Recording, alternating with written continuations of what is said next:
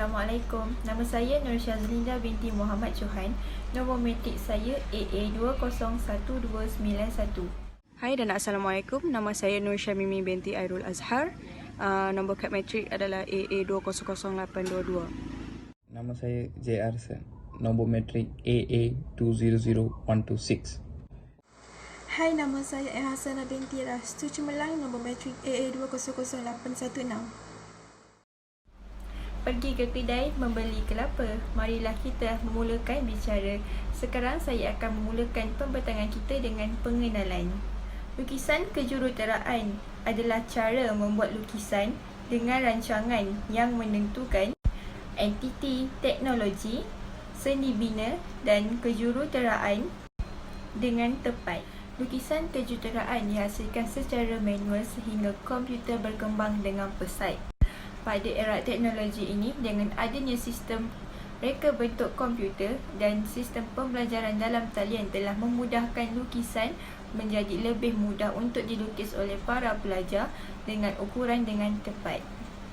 Setelah belajar dan menghabiskan sukatan pembelajaran, kami telah diberikan tugasan untuk menghasilkan pelan rumah banglo satu tingkat yang dilengkapi juga dengan aktiviti pelajar. Kemudian ditambahkan lagi dengan lukisan struktur sebagai pelengkap untuk membina sebuah rumah.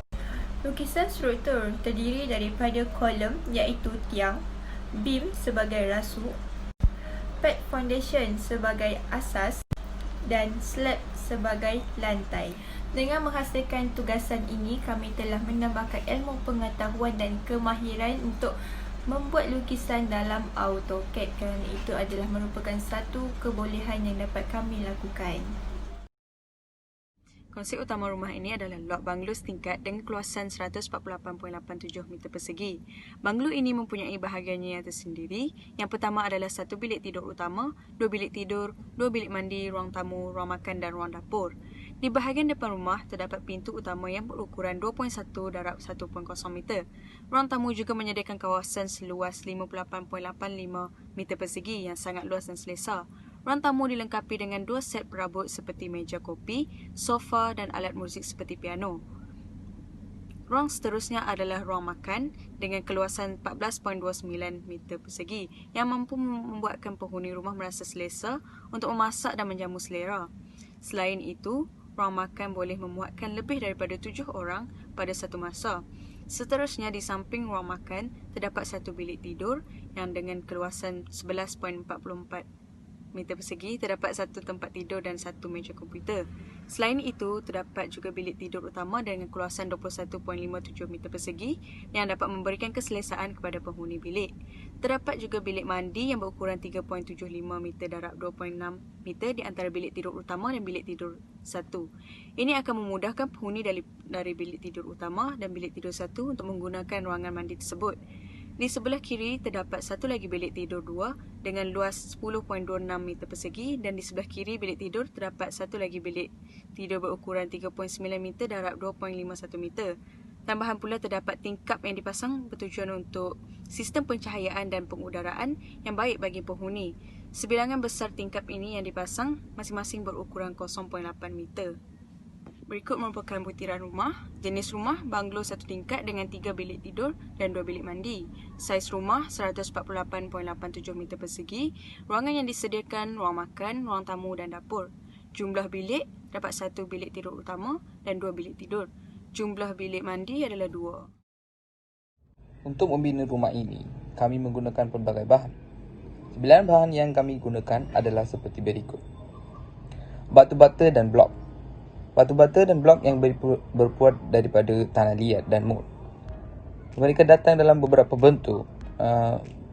Mereka telah digunakan dalam industri pembinaan sejak sekian lama. Kami menggunakannya kerana ianya termostabil, terbuat daripada bahan tempatan dan harganya berpatutan.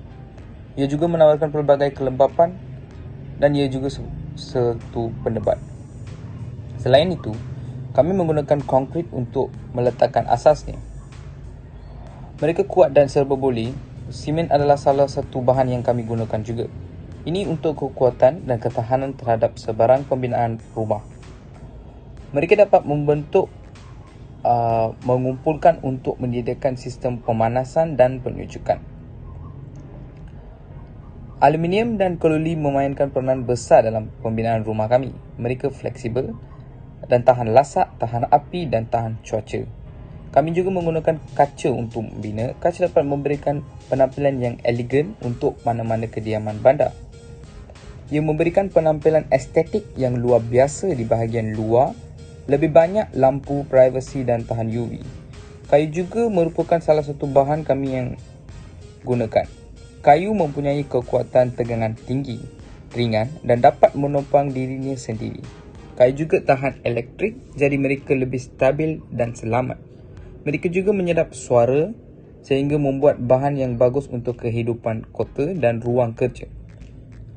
Kayu memberikan aroma segar dan penampilan estetik yang dapat meningkatkan nilai harta tanah anda. Adapun bumbung kami menggunakan atas jubin tanah.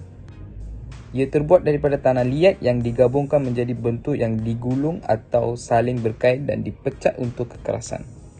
Selalunya dibiarkan tidak berkaca dengan ciri warna oranye kemerahan atau boleh dilapisi kaca dan dibakar untuk membentuk jubin atap seramik. Bumbung jenis ini dipilih secara khusus oleh kumpulan kami kerana jubin tanah liat adalah bahan bumbung yang sangat baik untuk iklim panas. Kesimpulannya ialah, lukisan kejuruteraan adalah asas bagi bidang kejuruteraan yang berfungsi sebagai bahasa perundangan antara semua pihak yang terlibat dalam bidang kejuruteraan. Lukisan kejuruteraan juga penting bagi menghasilkan satu lakaran awal bagi proses pembinaan rumah ataupun bangunan. Aplikasi AutoCAD digunakan untuk menyiapkan projek yang telah diarahkan dan aplikasi WhatsApp adalah media utama untuk kami berbincang menyiapkan tugasan ini. Untuk lukisan binaan atau struktur seperti beam, kolom dan slab, kami juga menggunakan AutoCAD. Ini kerana AutoCAD lebih mudah digunakan dan ukurannya lebih terperinci. Setiap lukisan yang dilukis dengan kemas dan terperinci agar maklumat dan objektif tercapai. Dengan melaksanakan tugas yang diberikan ini, kami dapat menambah ilmu pengetahuan, kemahiran serta kebolehan untuk mereka lukisan menggunakan AutoCAD.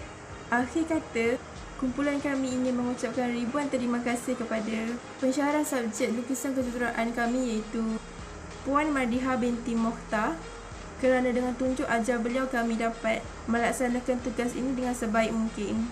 Segala ilmu yang telah dicurahkan akan kami gunakan dengan baik pada masa akan datang. Terima kasih.